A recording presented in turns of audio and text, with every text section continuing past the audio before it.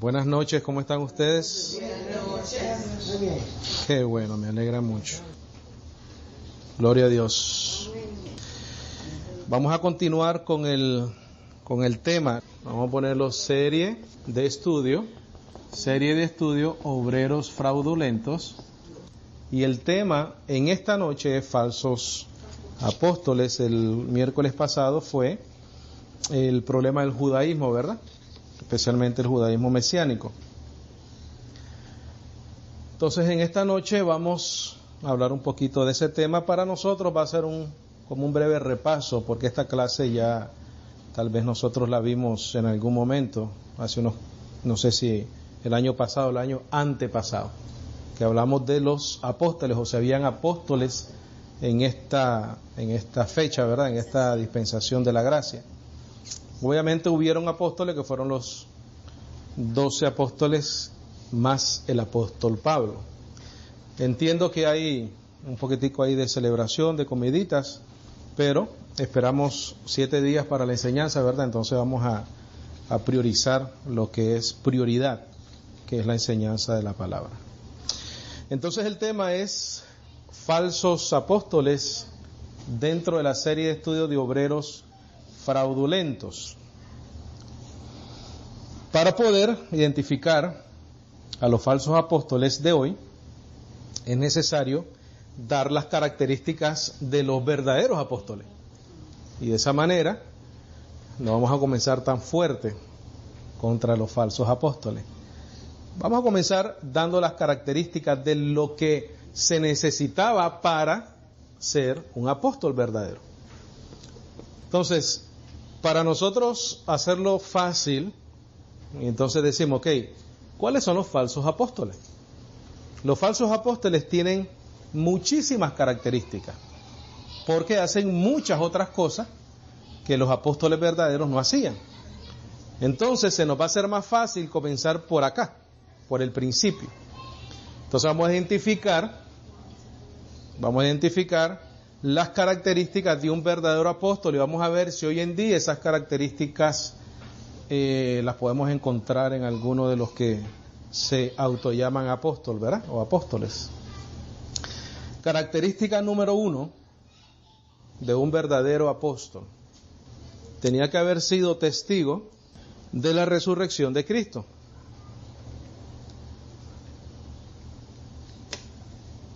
Todos los apóstoles que nosotros vemos en las Escrituras, en la Biblia, en la palabra, fueron testigos de la resurrección de Cristo. Ok, vamos a ir a Hechos, capítulo 1, versículo 21, por favor. Características de un apóstol. Era que tenía que ser testigo de la resurrección de Cristo. Hechos 1, 21. Hoy tenemos unos cuantos versículos bíblicos, así que vamos a ir rapidito a ellos. Cuando estemos ahí pueden decir amén, gloria a Dios. Hechos 1:21 dice, y esto es cuando los apóstoles estaban hablando de reemplazar ¿a quién? A Judas, ¿verdad? Que se había ahorcado. Entonces, dice el versículo 21, es necesario pues que de estos hombres que han estado juntos con nosotros, ¿cuánto tiempo? Todo el tiempo que el Señor Jesús entraba y salía entre nosotros, comenzando desde el bautismo de Juan hasta el día en que de entre nosotros fue recibido, ¿qué cosa? Arriba. Uno se ha hecho testigo con nosotros, ¿de qué? Entonces, el verdadero apóstol, una de las características que buscaron los apóstoles de Cristo, los 11 que estaban menos Judas Iscariote, era que ese reemplazo tenía que haber sido testigo de la resurrección de Cristo. ¿Por qué? Porque Cristo los había escogido para testificar de ese hecho, ¿verdad? De ese hecho. Vamos a ir a Hechos 10:39. Hechos 10:39. Nadie puede testificar de algo que no ha visto, que no ha sido testigo de eso. Hechos 10:39. ¿Lo tenemos? 10:39. Dice, y nosotros somos ¿qué cosa? Testigos de todas las cosas que Jesús hizo en la tierra de Judea y en Jerusalén, a quien mataron colgándolo de un madero. A este levantó Dios al tercer día. ¿Cómo saben ellos eso? Porque lo testificaron, ¿verdad? Porque fueron testigos de la resurrección, porque lo vieron resucitado. Porque Cristo también lo había prometido. Él dijo, destruya este templo y en 3 días lo voy a volver a levantar. Estaba hablando de su cuerpo, ¿no? De su resurrección. Dice el 40, a este levantó Dios al tercer día e hizo que se manifestase. Mira, no a todo el pueblo, sino a los testigos que Dios había ordenado de antemano, a nosotros que comimos y bebimos con él después que resucitó de los muertos. Ya con esa condición, ninguna persona que hoy en día se llame apóstol califica. Porque ninguno de nosotros, o ninguno de los que se llaman apóstoles, se sentaron con el Señor a comer y a beber, ¿verdad? Ninguno. No estuvieron ahí, no fueron testigos de eso. Nosotros hoy en día nos movemos a través de la fe, por el testimonio de estos hombres. Dice, no a todo el pueblo, sino a los testigos que Dios había ordenado que de antemano. ¿Qué él había ordenado? Mira, él había ordenado esto de acá. Él estaba preparando sembradores. Sembradores son testigos que salieron a sembrar ese testimonio, esa palabra de fe. Para que nosotros, los que recibimos esa semilla, Dios por su gracia permite que nosotros crezca, ¿verdad? Y tome raíz y demos frutos al 30, al 60 o al 100 por 1.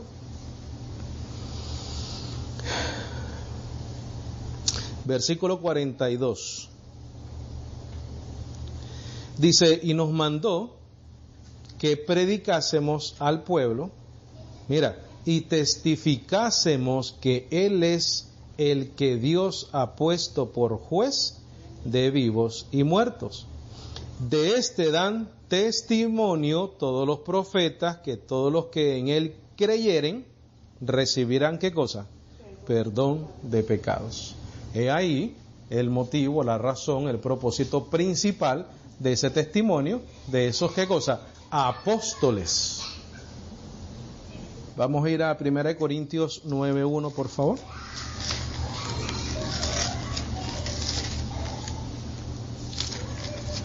Primera de Corintios 9:1.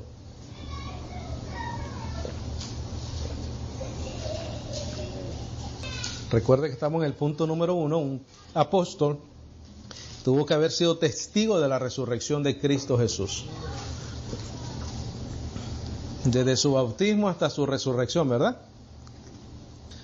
1 Corintios 9:1. En este caso, con el apóstol Pablo, ¿qué dice el apóstol Pablo? Dice, no soy yo apóstol, no soy libre. Mira lo que dice después. No he visto a Jesús el Señor nuestro. ¿Qué es lo que está diciendo? Yo vi ¿a quién? A Cristo resucitado. Ahí mismito en 1 Corintios 15, versículos 7 al 9. 1 Corintios 15, 7 al 9. El apóstol Pablo dice, después apareció a Jacobo, después a todos los apóstoles, y al último de todos, como a un abortivo, se me apareció a mí, porque yo soy el más pequeño de los apóstoles, que no soy digno de ser llamado apóstol, porque perseguí a la iglesia de Dios. ¿Cuándo sucedió eso? Cuando el Señor se le apareció camino a Damasco, ¿verdad? Cuando él iba a echar a funcionar esas cartas que él tenía para poder encarcelar y sacar hombres y mujeres cristianos y meterlos a la cárcel. Ahora, los que argumentan de que hoy en día deben de haber apóstol, ellos dicen, pero yo no sé por qué tanta complicación con lo del apóstol, si lo que apóstol significa es enviados, ¿verdad? Eso lo mencionamos unos miércoles atrás. Suena bonito y es la realidad, son enviados, eso es lo que significa. Pero en el caso de los 12 apóstoles, ellos tuvieron un mandato, fueron enviados, pero con un propósito específico. Todos nosotros podemos decir que somos apóstoles entonces, porque somos enviados. Todos estamos enviados a predicar el evangelio. Pero en el caso de los apóstoles, ellos fueron enviados a anunciar un testimonio que ellos habían visto a Cristo Jesús resucitado, o sea, era un testimonio, fueron enviados a decir eso. Nadie de los apóstoles de hoy en día, autollamados apóstoles, son enviados a decir que vieron a Cristo Jesús resucitado. Punto número 2. Tenían que haber sido nombrados directamente por Cristo Jesús.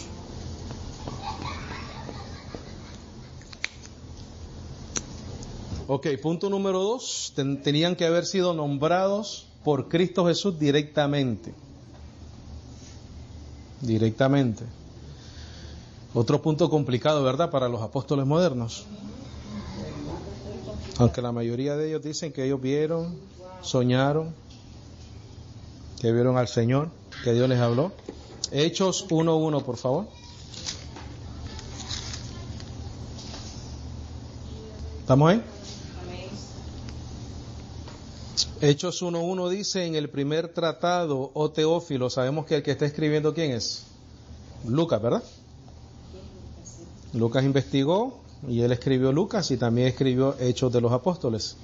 Dice mira, vete a Lucas 1:1. Vete a Lucas 1:1. Vamos a hacer un paréntesis ahí. Y esta carta de Lucas, en el saludo, dice lo siguiente. Dice, puesto que ya muchos han tratado de poner en orden la historia de las cosas que entre nosotros han sido ciertísimas, tal como nos lo enseñaron los que desde el principio lo vieron con sus ojos y fueron ministros de la palabra, me ha parecido también a mí, después de haber investigado con diligencia todas las cosas desde su origen, escribírtelas por orden, oh excelentísimo Teófilo, para que conozcas bien la verdad de las cosas en las cuales has sido instruido. Vamos a Hechos 1:1 ahora. Este es el primer tratado, ¿verdad? ¿Se lo escribió a quién? A Teófilo, ¿verdad? Entonces, Hechos 1:1. Hechos 1:1 dice, en el primer tratado, ¿qué cosa? O Teófilo. El libro de Lucas, él se lo escribió a Teófilo. En el primer tratado fue ese. El segundo tratado es este que está acá. Dice, en el primer tratado, oh Teófilo, hablé acerca de todas las cosas que Jesús comenzó a hacer y a enseñar hasta el día en que fue recibido arriba, después de haber dado mandamientos por el Espíritu Santo. ¿A quiénes? A los apóstoles que había escogido. ¿Los escogió quién? El Señor. Y esta es la segunda carta a Teófilo que escribió Lucas, según la historia como se entiende, ¿no? Marcos 3:13, por favor. Estamos en el punto número 2, donde dice que los apóstoles verdaderos tenían que haber sido nombrados directamente por Cristo Jesús, ¿verdad? Entonces dice, después subió al monte y llamó así a los que él, ¿qué cosa? Quiso. No los que quisieron, sino los que él quiso. Y vinieron a él, claro, porque lo llamó, no hay otra cosa que hacer sino que ir. Dice, y estableció ¿a cuántos?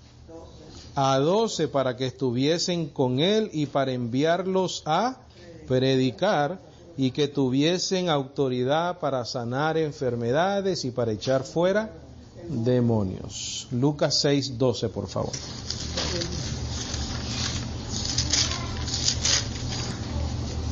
Cada punto que vamos dando tiene que tener evidencia bíblica, obviamente. Lucas 6:12. ¿Estamos ahí? Lucas 6:12. Dice, en aquellos días él, Jesús, fue al monte a orar y pasó la noche orando a Dios. Y cuando era de día, llamó a sus discípulos y escogió a 12 de ellos, a los cuales también llamó apóstoles. A Simón, a quien también llamó Pedro, Andrés su hermano, Jacobo, Juan, Felipe, Bartolomé, Mateo, Tomás, Jacobo, hijo de Alfeo, Simón llamado Celeto, Judas, hermano de Jacobo, y Judas Iscariote, que llegó a ser el traidor. ¿Quién los escogió? ¿Directamente el Señor? El Señor. Y aún así escogió a Judas sabiendo que él tenía un propósito también en la historia, ¿verdad? Gálatas 1:1, por favor. Y esto es, welcome. Acuérdate que hemos dado evidencia de los apóstoles de Cristo y siempre al final damos evidencia del apostolado del apóstol Pablo. Gálatas 1:1.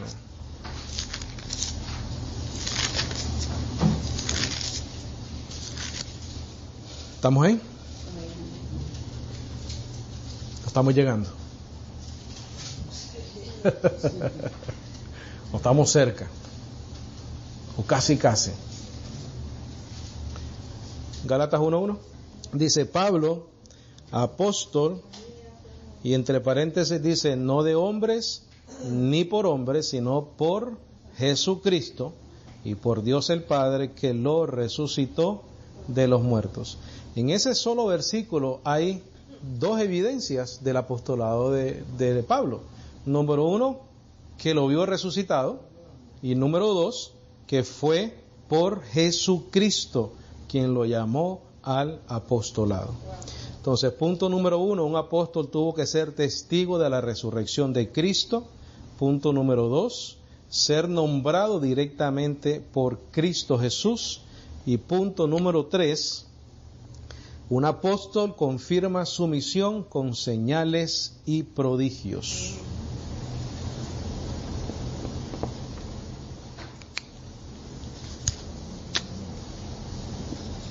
Y eso tenía un propósito. Eso no necesariamente iba a permanecer todo el tiempo, sino que tenía un propósito y era para que ellos dieran evidencia de que ellos hablaban de parte de Dios y establecer el nuevo pacto. Ese es el punto número 3.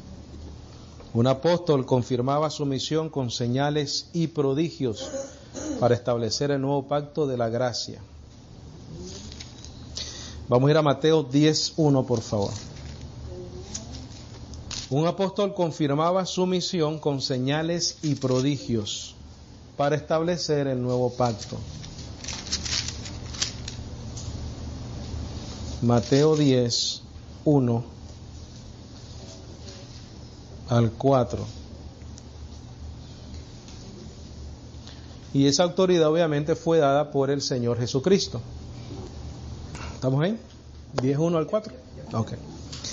Dice entonces, llamando a sus 12 discípulos, no había más, ¿verdad? Eran 2. El Señor les dio autoridad sobre los espíritus inmundos para que los echaran o echasen fuera y para sanar, ¿cuánta enfermedad? Toda, no había excepción. Ellos tenían el poder para sanar, tenían el poder para echar fuera demonios y tenían el poder para sanar toda dolencia. Y después da el nombre de los 12 apóstoles. Primero Simón, llamado Pedro, Andrés su hermano, Jacobo, hijo de Zebedeo, Juan su hermano, Felipe, Bartolomé, Tomás, Mateo el publicano, Jacobo, hijo de Alfeo, Lebeo, por sobrenombre Tadeo, Simón el cananista y Judas Iscariote, el cual también le entregó. Pregunta, ¿leemos fuera de estos nombres en algún momento en la Biblia algo más de alguno de los 12 apóstoles? No, nada. ¿Por qué? No sé. Pero sí tenemos testimonio de Mateo, ¿verdad? Sí tenemos testimonio de Pedro, sí tenemos testimonio de Jacobo, que era Santiago, sí tenemos testimonio de Juan, pero no tenemos, por ejemplo, de Alfeo, que tenía por sobrenombre Tadeo, de Simón el cananista. No tenemos testimonio de ellos, pero sin embargo Dios los escogió. Y estoy seguro que ellos dieron testimonio de la resurrección de Cristo. lo que tal vez no escribieron nada por soberanía de Dios, ¿verdad? Hechos 4:32, por favor.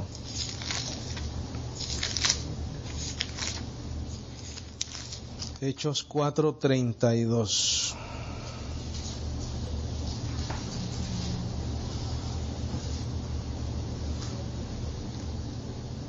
¿Estamos ahí? Dice, y la multitud de los que habían creído era de un corazón y un alma, y ninguno decía ser suyo propio nada de lo que poseía, sino que tenían todas las cosas en común. Y con gran poder los apóstoles daban testimonio de la resurrección del Señor Jesús, y abundante gracia era sobre ellos. Y con gran poder los apóstoles daban testimonio de la resurrección de Jesucristo. El poder que había en ellos era algo único, era algo que solamente a ellos se les había dado, era algo que ningún hombre en la historia después del Señor Jesucristo va a poder hacer. No existe nadie que sanara todas las enfermedades, que echara fuera demonios como ellos lo hacían. No existe nadie hoy en día que pueda lograr eso. Hechos 5:12, ahí mismito está. Dice, y por la mano de los apóstoles se hacían muchas señales y prodigios en el pueblo, y estaban todos unánimes en el pórtico de Salomón. De los demás, ninguno se atrevía a juntarse con ellos, mas el pueblo los alababa grandemente. Y los que creían en el Señor aumentaban más, gran número así de hombres como de mujeres, tanto que sacaban los enfermos a las calles y los ponían en camas y lechos, para que al pasar Pedro, a lo menos su sombra cayese sobre alguno de ellos. ¿Qué pasaba cuando la sombra caía sobre ellos? Se sanaban, porque por algo lo hacía, ¿no? Si no pasara nada, no lo hicieran. Dice, aún de las ciudades vecinas muchos venían a Jerusalén trayendo enfermos y atormentados de espíritus inmundos. ¿Y cuántos eran sanados? Todos. O sea que era una campaña bien hecha. Se sanaban todos, sin excepción. No por la fe que tuvieran los que llegaban, sino por la manifestación del poder de los apóstoles. Porque los apóstoles estaban estableciéndose como las columnas de la iglesia. Porque el Señor iba a poner un fundamento sobre ese testimonio, sobre los profetas y los apóstoles. Entonces Dios confirmaba que esas personas eran sus apóstoles a través de las señales y de los prodigios. Segunda de Corintios 12. Acuérdate que siempre verificamos a los 12 apóstoles o los apóstoles del Señor y después al apóstol Pablo. Segunda de Corintios 12.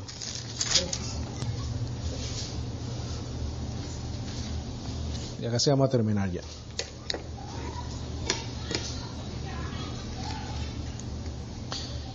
¿Estamos ahí? Segunda de Corintios 12:11 dice, me he hecho un necio al gloriarme, vosotros me obligasteis a ello, pues yo debía ser alabado por vosotros, porque en nada he sido menos que aquellos grandes apóstoles, aunque nada soy. Con todo, dice, las señales de apóstol han sido hechas entre vosotros en toda paciencia por señales, mira, prodigios y milagros. El apóstol Pablo también manifestó las señales y los prodigios para establecerse como un verdadero apóstol del Señor. Hebreos 2:1.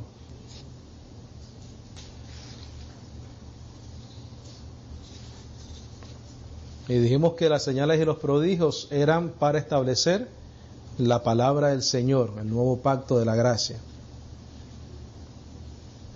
¿Estamos ahí?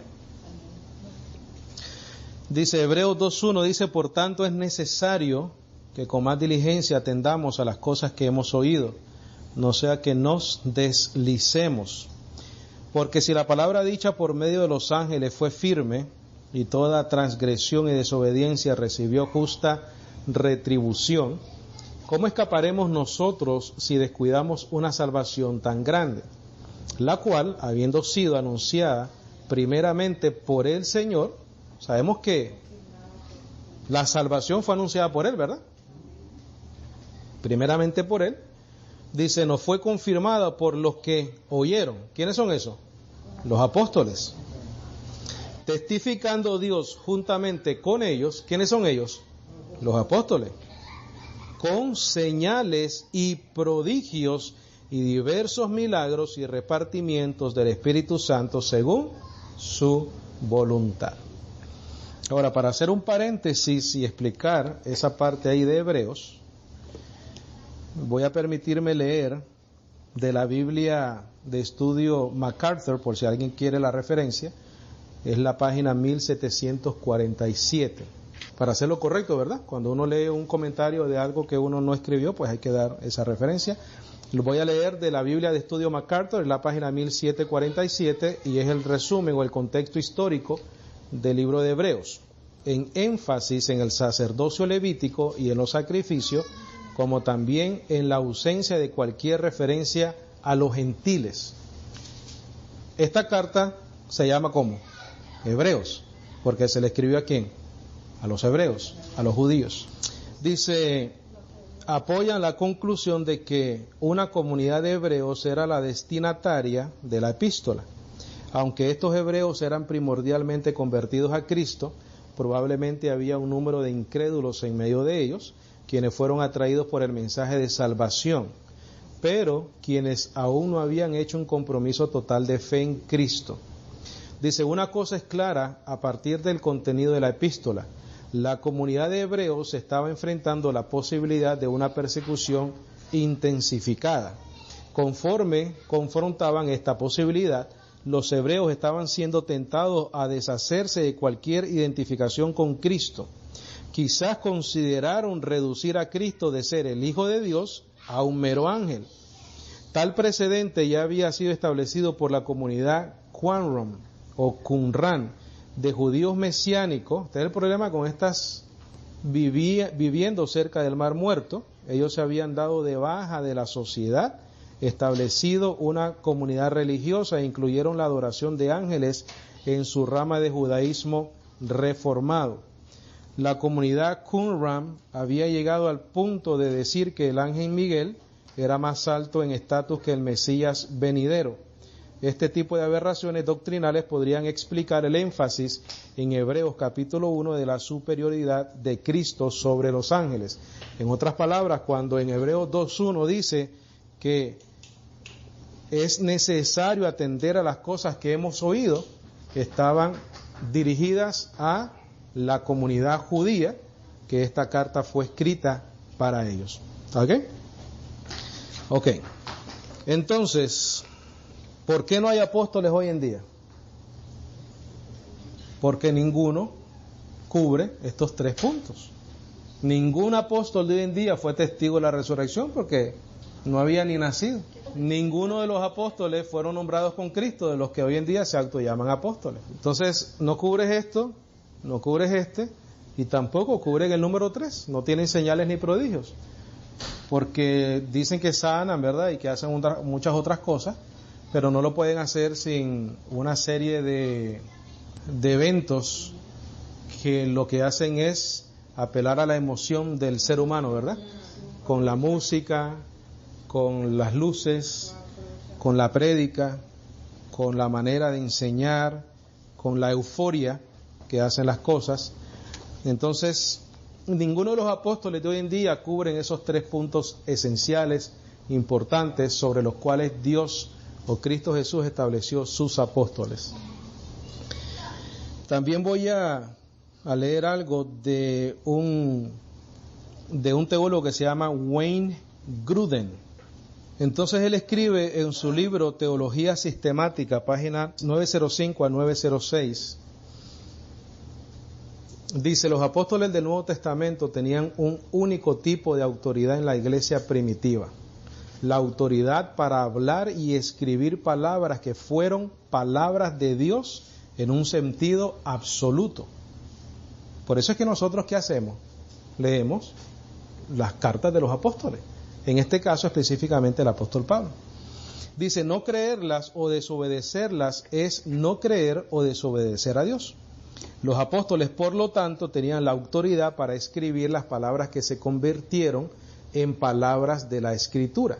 Este hecho en sí mismo nos debería sugerir que hay algo único en el oficio de apóstol y que no podemos esperar que continúe hoy, porque hoy nadie puede añadir palabras a la Biblia y hacer que se consideren como palabras de Dios o como parte de la Escritura. Wayne Grudem, Teología Sistemática, página 905 a 906. ¿Por qué una de las razones más principales que no pueden existir apóstoles? Porque los apóstoles establecieron, ¿qué cosa? El nuevo pacto. Lo que ellos escribieron, como dice este resumen, es como que si Dios lo habló y lo escribieron. Entonces, si los apóstoles de hoy en día lo que hablan es de parte de Dios, tendríamos que, ¿qué cosa? Añadírselo a la Biblia. Sería una autoridad absoluta. No se pudiera discutir, no se pudiera cuestionar. Tendríamos que aceptar todo lo que ellos dicen. Una de las razones que se mencionaron unos miércoles atrás es que ¿por qué les gusta ese título de apóstol? Es precisamente por eso, para que nadie, ¿qué cosa? Les cuestione lo que dicen. Pero entonces, si no fuese así, el canon bíblico estaría ahorita como abierto. Tendríamos que seguir añadiendo más revelación a la Biblia. Habría primera de Maldonado, ¿verdad? Segunda de Maldonado, primera de Cashluna, segunda de Cashluna, ¿verdad? Porque ellos hablan supuestamente de parte de Dios. Ahora, lo más interesante de todo esto es de que cuando dicen hablar de parte de Dios, la mayoría de las veces son cosas que se inventan y no que están escritas. Escritas. Vamos a ir a Efesios y ahí vamos a terminar.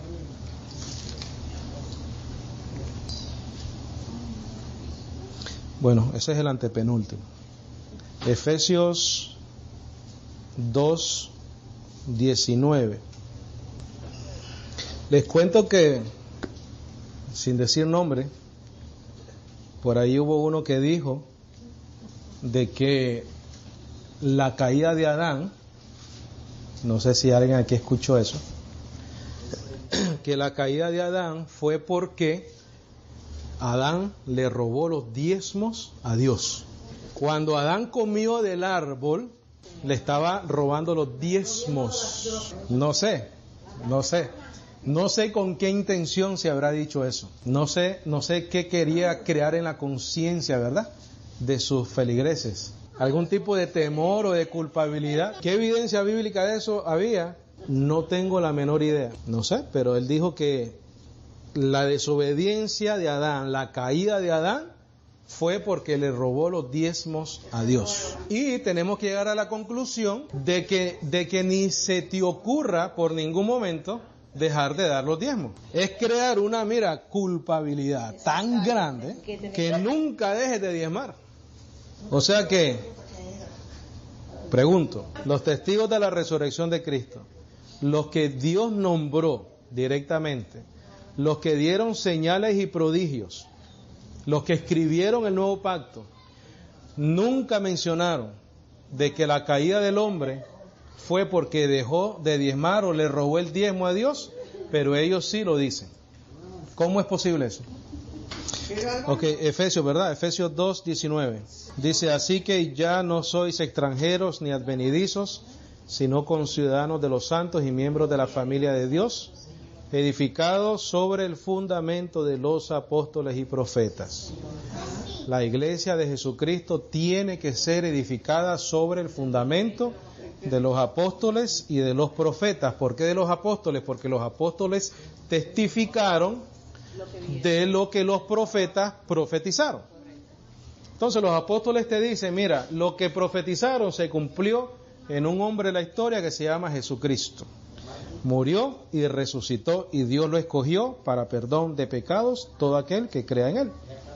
Versículo 20, edificado sobre el fundamento de los apóstoles y profetas, siendo la principal piedra del ángulo, Jesucristo mismo, en quien todo el edificio bien coordinado va creciendo para ser un templo santo en el Señor, en quien vosotros también sois juntamente edificados para morada de Dios. ¿Dónde? En el Espíritu. ¿En un templo de $400 millones? No, en nosotros.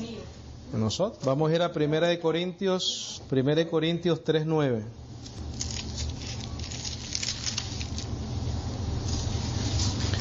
1 Corintios 3:9. ¿Estamos ahí? Sí. Dice quién, el apóstol a los gentiles, ¿verdad? Sobre el cual tenemos que nosotros edificar este fundamento.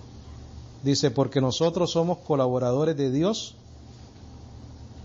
y vosotros sois labranza de Dios, edificio de Dios, conforme a la gracia de Dios que me ha sido dada. Yo como perito arquitecto puse el fundamento y otro edifica encima, pero cada uno mire cómo sobreedifica sobre lo que está puesto, sobre el fundamento, ¿verdad? ¿Y quién es el perito arquitecto de ese fundamento? El apóstol Pablo. ¿Por qué? Porque él lo decidió así, ¿no? Porque fue escogido por Jesucristo y por Dios Padre. Entonces, toda persona que sea responsable, y número uno, que le tenga un poquitico de temor a Dios, ¿verdad? Que cuando vaya a hablar, sepa que lo que está diciendo honra lo que él hizo en la cruz del Calvario. Tiene que ver qué fue lo que el perito arquitecto puso como fundamento. Y para averiguar eso, solo tienes que leer las epístolas del apóstol Pablo. Dice, pero cada uno mire cómo sobreedifica, porque nadie puede poner otro fundamento que el que está puesto, el cual es Jesucristo. Oye, esa es buena razón para nosotros asegurarnos de que estamos edificando sobre el fundamento correcto, ¿verdad? No quiero que vayan ahí. Les voy a leer Hechos 17, 24. Hechos 17, 22. 22 dice, 17, 22. Este es Pablo en la ciudad de Atenas. Dice, entonces Pablo, puesto en pie en medio del Areópago, dijo, varones atenienses, en todo observo que sois muy religiosos, porque pasando y mirando vuestros santuarios, hallé también un altar en el cual estaba esta inscripción, al Dios no conocido, al que vosotros adoráis, pues sin conocerle, es a quien yo os anuncio, el Dios que hizo el mundo y todas las cosas que en él hay, siendo Señor del cielo y de la tierra, no habita en templos, ¿qué cosa? Entonces, ¿por qué tanto afán? Si no habita ahí, tú puedes hacer un templo de 400 millones de dólares, o uno que sea un warehouse ahí en Hialeah o aquí en Homestead o donde sea, ahí no mora el Señor. No entres a ese lugar y manifiestes ningún tipo de reverencia, porque Dios no mora en ese edificio, Dios mora en tu corazón. Nuestro cuerpo es el templo del Espíritu Santo. Entonces el modelo moderno de las iglesias hoy en día no es el modelo bíblico.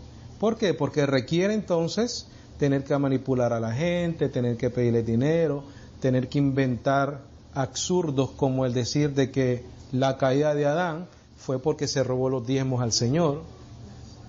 Pero si nosotros leyéramos la palabra, nos diéramos cuenta de que Dios no mora en templos hechos por manos de hombres. Dios mora en nuestros corazones. Amén. Gloria a Dios. Entonces, en conclusión, el verdadero apóstol es uno que fue testigo de la resurrección de Cristo, fue uno que fue nombrado directamente por Jesucristo y uno que confirmaba su misión con señales y prodigios, verdaderas señales y prodigios, sin necesidad de manipular, sin necesidad de tocar las emociones de nadie, sin necesidad de música, sin necesidad de luces, sin necesidad de una prédica eufórica para tocar las emociones de la gente. No dependían de el efecto mente y cuerpo, ¿verdad? Que es lo que le llaman el efecto psicosomático que puede tener la mente sobre el cuerpo, ¿no? Ellos tenían el poder para sanar, para echar fuera demonios, etcétera, etcétera, etcétera. En la próxima clase vamos a ver las características de los que realmente son falsos apóstoles. Amén. ¿Tienen alguna pregunta, algún comentario, algo que necesite ser aclarado?